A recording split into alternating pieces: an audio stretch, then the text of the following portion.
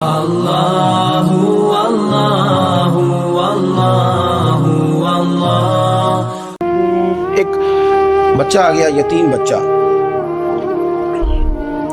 اس نے آ کے عرض کی حضور 3 گھر میں افراد ہیں، میں، میری بہن اور میری بیوہ ماں، والد حضور چلے گئے اور آج نا 3 دن ہو گئے روٹی کوئی نہیں کھائی۔ میں اس منظر کو بھی جانتا ہوں کہ جب یتیم گھر میں اکٹھے بیٹھے ہوتے ہیں اور پتہ ہوتا ہے ان کو کہ ہماری اماں کے پاس آج پیسے کوئی نہیں اور گھر میں روٹی بھی کوئی نہیں، تو پھر ان کو بھوک ہی نہیں لگتی۔ ہاں نہیں لگتی۔ اماں پوچھتی ہے پتر روٹی کھانی ہے؟ نہیں میری تو، میں تو سویرے جو کھایا تھا وہ ہضم ہی نہیں ہوا، اماں جی شاہی کوئی نہیں۔ یہ پردے اس طرح کر کے بچائے جاتے ہیں، ایک دوسرے کو تسلیاں دینا، ایک دوسرے سے پیار کا بڑھ جانا، ایک دوسرے کے لیے جذبات اور طرح کے بن جانا، حکمت الہی کے تقاضے ہوتے۔ یا رسول اللہ صلی اللہ تعالی علیہ وسلم، بیوہ ماں ہے، یتیم بہن ہے، 3 دن سے کھایا کچھ نہیں، قربان جائیں۔ وہ گھر جہاں سے کائنات کھاتی ہے ساری، حضور نے فرمایا بلال جا کے ساری ازواج مطہرات سے پوچھ گھر میں کیا ہے۔ حضرت بلال کہتے ہیں میں سارے گھاری پوچھ آیا، ٹٹول آیا، ٹوٹل 21 کھجوریں نکلی۔ یہ 2 جہاں کے شاہ ہیں اور پاس کچھ رکھتے نہیں، 2 جہاں کی نعمتیں ہیں، ان کے خالی ہاتھ میں حضور کے سارے گھر کو میں ڈھونڈ 21 کھجوریں نکلی تو لا کے میں نے پیش کر دی، تو حضور نے ڈائریکٹ اس کو نہیں دی، نبی پاک نے اپنے ہاتھ پہ رکھ لی اور کہتے ہیں پھر حضور نے نا اپنا منہ مبارک قریب کیا کھجوروں کی۔ صحابہ خود فرماتے ہیں کہ یہ جو حضور نے منہ مبارک قریب کیا ہے نا، تو نبی پاک برکت کی دعا کر رہے تھے۔ 21 کھجوروں پہ برکت کی دعا ہوئی۔ حضور نے اس بچے کو بلایا، تھپکی دی، فرمایا لے جا 7 تیری بہن کی۔ انہیں معمولی نہ سمجھنا ہو تو حضرت بلال کہتے ہیں حضور 3 بھی دے دینا کبھی تو 30 سال ختم ہی نہیں ہوتی، 30 سال گزر جاتے ہیں، نکالتے رہو کھاتے رہو، ختم ہی نہیں ہوتی۔ حضور نے فرمایا 7 تیری بہن کی، 7 تیری والدہ کی، اور 7 حضور نے اور بھی تلقین فرمایا ایک سویرے کھایا کرنا، ایک شام کو کھایا کرنا، یہ لے جا۔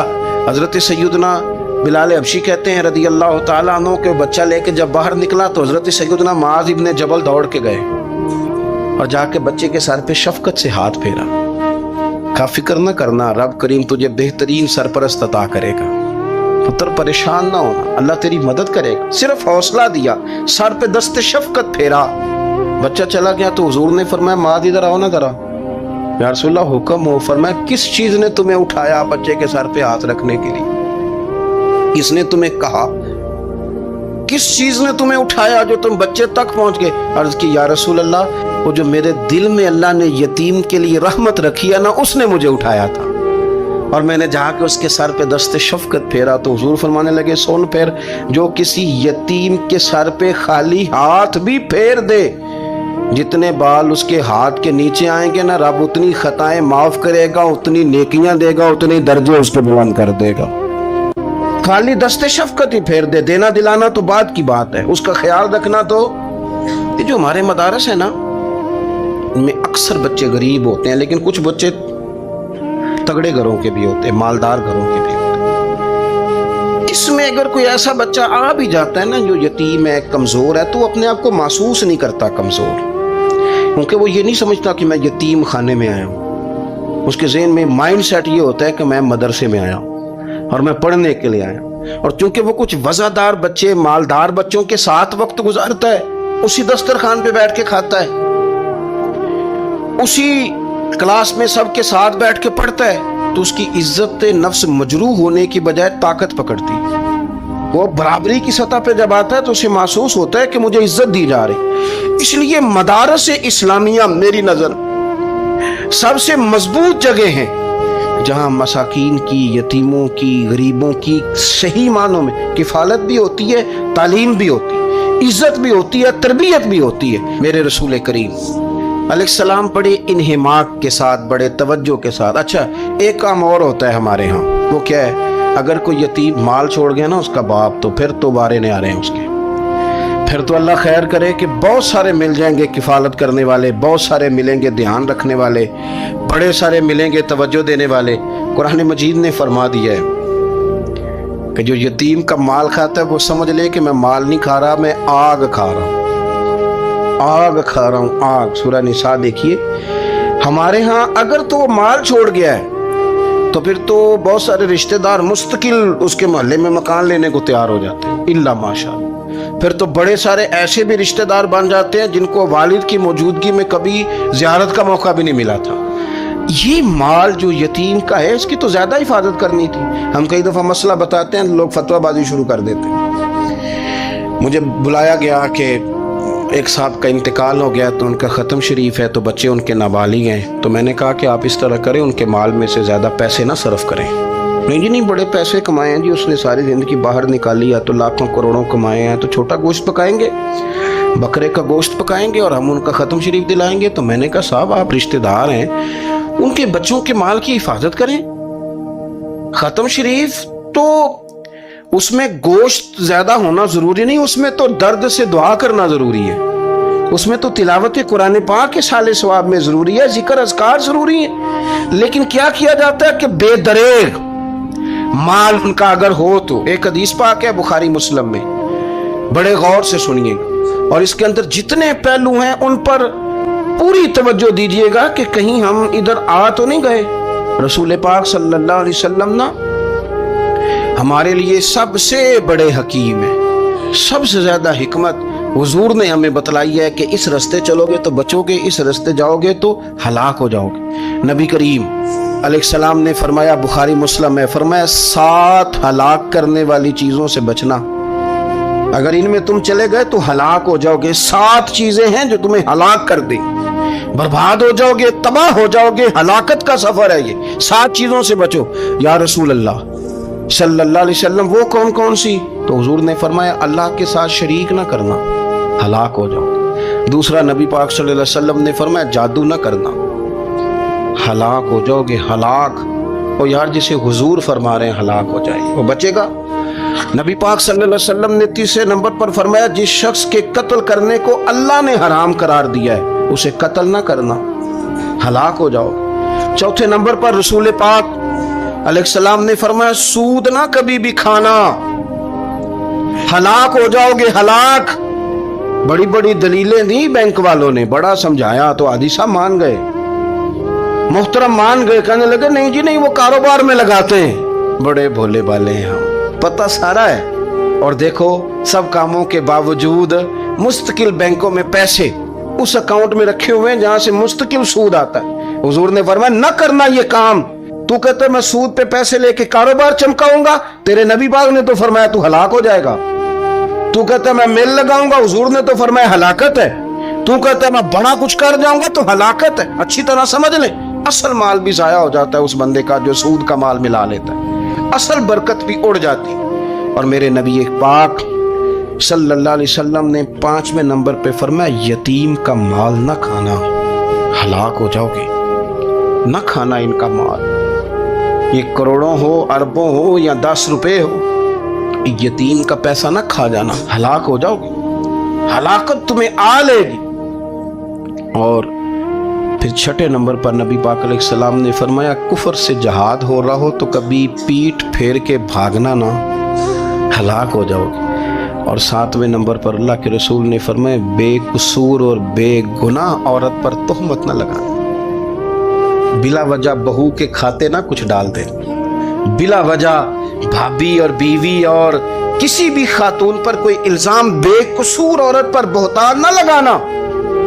مار مار کے ایک شخص نے بحال کر دیا بیوی کو اور بعد میں پتا چلا کہ جی مجھے شاک ہے تعویذ کراتی ہے۔ کیا آپ کی سوچ ہے؟ مسلمان اللہ کو ماننے والا اور اس باتوں پر الزام لگائے گا تعویذ کرا کے لاتی بے قصور عورت پر بہتان؟ ایک تو بات ہے اسے مارنا اور ایک یہ ہے کہ کوئی تکلیف دینا، اور ایک خالی اتنی بات کی کہ بہتان بھی نہ لگانا، اس پر الزام نہ لگانا، یعنی تم نے صرف بے قصور عورت پر الزام ہی لگایا تو حضور فرماتے ہیں ہلاک ہو جاؤ۔ یہ ہلاکت والا کام ہے، لیکن ہم بغیر سوچے سمجھے کہہ دیتے ہیں اس نے کہا ہے، اس نے کیا ہے، یہ کرتی ہے، یہ کام نہیں کرے۔ یہ 7 وہ چیزیں ہیں جو ہلاک کر دیں گی۔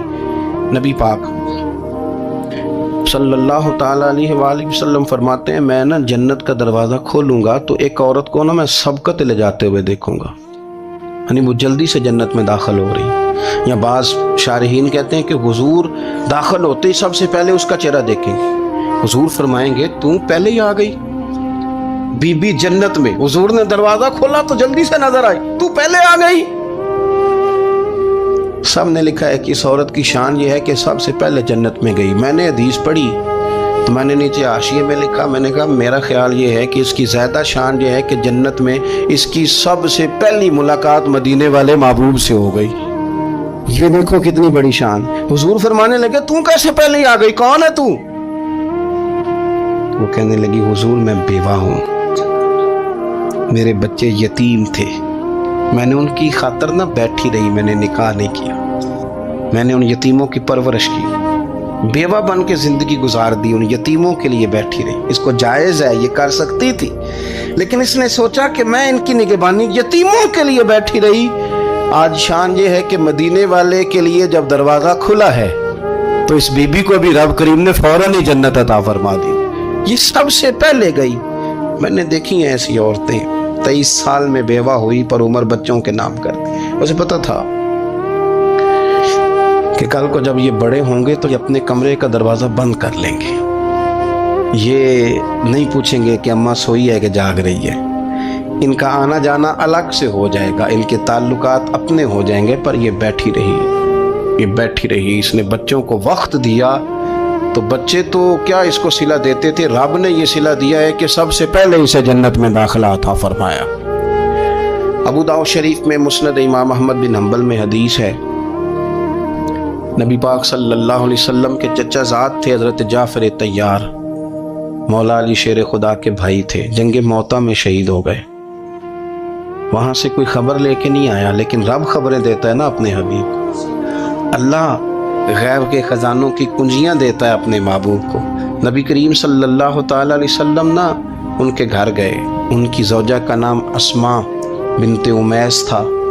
حضور نے فرمایا اسماء میرے بھتیجوں کو میرے پاس لاؤ, محمد بن جعفر اور عبداللہ بن جعفر رضی اللہ تعالیٰ عنہ. بچے قریب آئے, حضور کو پتہ ہے ان کے والد شہید ہو گئے. نبی پاک نے اپنی ناک مبارک ان کے رخساروں پہ رکھے, پھر حضور نے ان کا ماتھا چوما, پھر نبی پاک صلی اللہ علیہ وسلم نے سینے سے لگایا, فرمایا حجام کو بلاؤ نا ذرا, ان کے بال تراشے کتنی بڑے ہو گئے, حجامت ہونے والی. حضور پیار کر رہے تھے, آنکھوں میں آنسو تھے, تو جناب اسماء قریب آئیں, کہنے لگے حضور میرے شوہر کی کوئی خبر آ گئی ہے؟ تو نبی پاک صلی اللہ تعالیٰ علیہ وسلم نے گردن مبارک اٹھائی تو آنکھوں میں آنسو تھے. فرمایا رب نے میرے بھائی کو شہادت کا درجہ عطا کیا ہے. فرمایا کوئی آہو بقا نہ کرنا میرے بھائی پر, اللہ نے اسے شہادت کا درجہ دیا ہے. حضرت جعفر طیار کے گھر والوں کے لیے حضور نے صحابہ کو حکم دیا کہ یہ غم میں ہیں, ان کے لیے کھانے پکا کے لاؤ. پھر نبی پاک ان بچوں سے پیار کرنے لگے, فرمانے لگے یہ جو ہے نا محمد بن جعفر یہ اپنے دادا جناب ابو طالب سے ملتا جلتا ہے, اور یہ جو عبداللہ بن جعفر ہے یہ تو سارا میرے ساتھ ملتا جلتا ہے. نبی پاک صلی اللہ علیہ وسلم پیار کرتے, باتیں کرتے. حضرت اسماء رونے لگی. یہ ابو داؤد شریف میں مسند امام احمد بن حنبل میں چمکتے جملے. عرض کرنے لگی حضور میرے بچوں کا کیا بنے گا, کون کفالت کرے گا؟ قربان جائیں رسول پاک صلی اللہ علیہ وسلم کے کیا جملے, یتیموں کے لیے حضور کا نوازنے کا کیا انداز ہے. فرمایا اسماء تو فکر نہ کر, انا ولیہم فی الدنیا والآخرہ. فرمایا میں دنیا میں بھی ان کا وارث بنوں گا, قیامت کے دن بھی ان کا وارث بنوں گا. قرآن مجید فرقان حمید ارشاد فرماتا ہے کہ وَذَرُوا ظَاهِرَ الْإِثْمِ وَبَاطِنَهُ, ظاہری گناہ بھی چھوڑ دو اور باطنی گناہ بھی چھوڑ دو. صاحب تفسیر ساوی اس کی تفسیر کرتے ہوئے فرماتے ہیں کہ ظاہری گناہ تو انسان کے یہ ہے نا, جیسے معاذ اللہ کسی نے قتل کر دیا, ڈاکہ ڈال دیا, بددیانتی کر لی, خیانت کر لی. اور باطنی گناہ یہ ہے کہ اس نے حسد کیا, تکبر کیا, بغض رکھا, بدگمانی کی, برا سوچا, اپنے دل کے اندر اس نے کینہ پروری کی. یہ سب وہ باطنی گناہ ہیں جو انسان کے دل کو بگاڑ دیتے ہیں, اس کے باطن کو میلا کچیلا گدلا کر دیتے ہیں. انتہائی خوبصورت, نفیس, پڑھے لکھے, صاف ستھرے, سمجھدار, اچھے گھرانے کے لوگوں کو یہ باطنی گناہ اس طرح کا بنا دیتے ہیں کہ وہ ایک خود غرض انسان بن جاتا ہے. اس کا رویہ انسانوں کے حق میں انتہائی بد اخلاقی کا ہو جاتا ہے۔ یہ جو باطنی گناہ ہیں، یہ جو باطن کے میل کچیل ہیں، حضرت سیدنا امام غزالی رحمۃ اللہ علیہ فرمایا کرتے تھے ظاہری اعمال کا باطنی اوصاف کے ساتھ خاص تعلق ہے۔ فرماتے ہیں اگر باطن خراب ہو جائے تو ظاہری اعمال بھی خراب ہو جاتے ہیں، اور اگر باطن اجلا ہو، خوبصورت ہو، صاف ستھرا ہو، عاجزی والا ہو، انکساری والا ہو، خیر خواہی والا ہو، اللہ کے بندوں کی محبت والا ہو، اچھی سوچ والا ہو، اس کے اندر یہ ساری خوبصورتیاں موجود ہوں تو پھر انسان کا باطن بھی سنور جاتا ہے۔ ہمارے دلوں کے اندر بعض ایسی چیزیں ہوتی ہیں جو ہمارے لیے انتہائی خطرناک ہوتی ہیں۔ حسد کا سادہ معنی جو ہمارے ہاں کیا جاتا ہے وہ جلنا ہے۔ تو مجھے بتائیے جو آدمی جل رہا ہوگا وہ سکون کیسے پائے گا؟ بغض کا معنی دل پر کسی کے لیے بوجھ رکھنا بھی کیا جاتا ہے۔ تو جب اپنے دل میں کسی کے لیے بوجھ رکھا جائے گا، تکلیف محسوس کی جائے گی، تو کیا انسان قرار پائے گا؟ تکبر کا معنی یہ ہے کہ آپ نے اپنے آپ کو بڑا جانا، کسی کو چھوٹا اور حقیر سمجھا۔ تو جب ہر وقت آپ اپنی بڑائی ہی کے چکر میں پڑے رہیں گے تو کیا دل کو قرار آئے گا؟ تو یہ وہ باطنی اور روحانی مسائل ہیں جو سامنے والے کا تو شاید کچھ نہیں بگاڑتے، لیکن اپنے آپ کو وہ تکلیف میں، اذیت میں، پریشانی میں مبتلا کر دیتے۔ تو ان روحانی مسائل کی معرفت رکھنا، ان کا خیال رکھنا، نبی اکرم نور مجسم صلی اللہ تعالی علیہ وسلم نے فرمایا تمہارے وجود میں گوشت کا ایک لوتھڑا ہے، اگر وہ ٹھیک ہو گیا تو سارا جسم ٹھیک ہو گیا، اگر وہ بگڑ گیا تو ہر چیز ہی بگاڑ دے گا، بگڑ گئی ساری چیزیں۔ یا رسول اللہ صلی اللہ تعالی علیہ وسلم وہ کون سا لوتھڑا ہے؟ تو فرمایا وہ تمہارا دل ہے۔ اگر تمہارے دل کے اوپر میل کچیل ہو، بغض ہو، عداوت ہو، کینہ ہو، حسد ہو، تکبر ہو، بدگمانی ہو، تو وہ سارے جسم کو بگاڑ دے گا، تمہیں شدید تکلیف میں مبتلا کر دے گا۔ لیکن اگر دل صاف ہو، اگر دل میں عجز ہو، اگر دل میں محبت ہو، اگر دل میں خلوص ہو، دل میں للہیت ہو، اگر دل کے اندر کسی کے لیے درد ہو، خیر خواہی ہو، تو پھر یہ دل باقی اعمال کو بھی سنوار دے گا۔ اسی لیے امام غزالی رحمۃ اللہ علیہ فرمایا کرتے تھے کہ دل ایک تنے کی طرح ہے۔ درخت کا جو تنا ہوتا ہے اس کی مانند دل ہے۔ اگر تمہارا دل صاف ہے تو پھر جو اوپر شاخیں لگیں گی تنے کے وہ بھی خوبصورت لگیں گی، پھول لگیں گے، پھل لگیں گے، توانائی ہوگی۔ لیکن اگر دل ہی بگڑ گیا ہے، پاک ہوئے تے پاک ہی ملدائی تے بنا پاکوں پاک نہیں ملدا، سارے جسم دے تون دے نالوں اکو تولے ٹکڑا دل دا۔ اور اقبال کہنے لگے دلے بیدار پیدا کر، کہ دل خوابیدہ ہے جب تک، نہ تیری ضرب ہے کاری نہ میری ضرب ہے کاری۔ دل اگر صاف ہو، یہ جو باطنی ہمارے مسائل ہیں، یہ جو روحانی مسائل ہیں، جب تک ان کا ادراک نہیں ہوتا، اعلیٰ حضرت فاضل بریلوی رحمۃ اللہ علیہ فتاوی رضویہ شریف میں ارشاد فرماتے ہیں کہ جو مسائل ہیں نا علم قلب کے، دل کے جو مسائل ہیں، فرماتے ہیں یہ بھی فرض ہے ان کا سیکھنا بھی۔ کون سے مسائل؟ فرماتے ہیں جیسے تواضع سیکھنا، جیسے توکل سیکھنا، جیسے اخلاص سیکھنا، اس طرح باقی مسائل سیکھنا فرض ہے، یہ بھی سیکھنا فرض ہے۔ اور فرماتے ہیں جس طرح بہت سے حرام چیزوں کی معلومات ہونی چاہیے کہ یہ ٹھیک نہیں، یہ منع ہے، یہ درست نہیں ہے، اس سے اللہ رسول ناراض ہو جائیں گے، اسی طرح جو محرمات باطنیہ ہیں، یعنی تکبر ہے، ریا ہے، عجب ہے، حسد ہے، ان کی معلومات ہونا بھی ہر مسلمان کے لیے فرض ہے۔ اور پھر آگے چل کے آپ ارشاد فرماتے ہیں عظیم روحانی پیشوا سلسلہ قادریہ کے عظیم روحانی بزرگ اعلیٰ حضرت فاضل بریلوی رحمۃ اللہ علیہ ارشاد فرماتے ہیں جس طرح پنجگانہ نمازوں کی فرضیت جاننا ضروری ہے، اسی طرح حصول اخلاص کا علم ہونا بھی ضروری ہے۔ اس لیے کہ ہر عمل کی صحت، ہر عمل کا ٹھیک ہونا، اللہ کی بارگاہ میں قبول ہونا اخلاص ہی کی بنیاد پر ہے۔ اگر اخلاص کی معلومات ہی نہ ہوں گی تو یہ وہ روحانی مسئلہ ہے، یہ وہ روحانی مسئلہ ہے جو تمام اعمال کو ضائع کر دے گا، اکارت ہو جائے گی کی ہوئی ہر ایک نیکی۔ پھر آپ ارشاد فرماتے ہیں جس طرح حلال و حرام کا علم ہونا ضروری ہے، اسی طرح ریاکاری کا پتہ ہونا بھی ضروری ہے۔ فرماتے ہیں بڑے بڑے عابد ہیں، بڑی بڑی بہترین عبادت ہے، پر اپنے دکھاوے کی وجہ سے، ریاکاری کی وجہ سے اس عبادت کو ضائع کر لیتے ہیں۔ اعلیٰ حضرت فاضل بریلوی رحمۃ اللہ علیہ فرماتے ہیں جس طرح ظاہری اعمال ان کے فرائض سنن واجبات کا جاننا ضروری ہے، اسی طرح انسان کے لیے خود بینی اور حسد کے مسائل کا جاننا بھی ضروری ہے، اس لیے کہ حسد تو اعمال کو کھا جاتا ہے جس طرح لکڑیاں کھا جاتی ہیں۔ یہ جو روحانی مسائل ہیں یہ جو اندر پنپ رہے ہوتے ہیں، اور امام غزالی رحمۃ اللہ علیہ فرماتے ہیں اس میں تخصیص نہیں کہ یہ تکبر، حسد، بغض، عداوت صرف جہلاء میں ہوتا ہے، کہتے ہیں یہ پڑھے لکھے لوگوں میں بھی ہوتا ہے۔ اس میں تخصیص نہیں کہ یہ صرف غریبوں میں ہوتا ہے، یہ امیروں میں بھی ہوتا ہے، یہ صرف نادانوں میں نہیں ہوتا، سمجھدار لوگوں میں بھی ہوتا ہے۔ ان اعمال کا جاننا، ان کا حساب کرنا، یہ بڑا روحانی موسم ہے رمضان المبارک کا۔ اس مقدس موسم کے اندر جہاں ہم اپنے ظاہری اعمال پر توجہ دیں گے، جس طرح ہم اپنے نماز کو ٹھیک کریں گے، وضو کو ٹھیک کریں گے، جس طرح زکوٰۃ ادا کی جائے گی، اسی طرح روزہ ایک باطنی عمل ہے جو اللہ اور بندے کے درمیان راز ہے۔ تو روزے کے باطنی عمل کے ساتھ ساتھ ہم اپنے باقی اعمال پر بھی توجہ کریں کہ ہمارا دل کہیں حسد کا شکار تو نہیں، بغض کا شکار تو نہیں، عداوت کا شکار تو نہیں، بدگمانی کا شکار تو نہیں، عجب کا شکار تو نہیں۔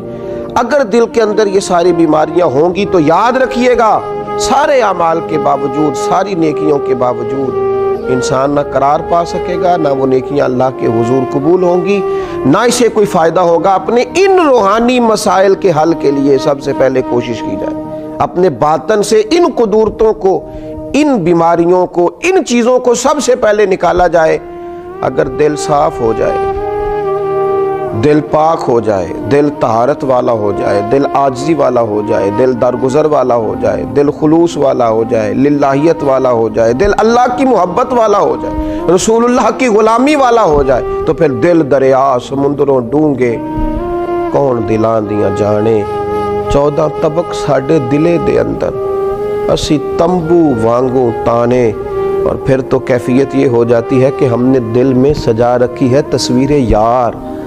جب یہ ساری بیماریاں نکل گئیں، اب ہم نے دل میں سجا رکھی ہے تصویر یار، بس ذرا گردن جھکائی، دیکھ لی۔ اللہ تعالی ہمیں ان روحانی مسائل سے نجات عطا کرے اور ان بیماریوں سے شفا عطا کرے۔ آخر دعویٰ یعنی الحمدللہ رب العالمین۔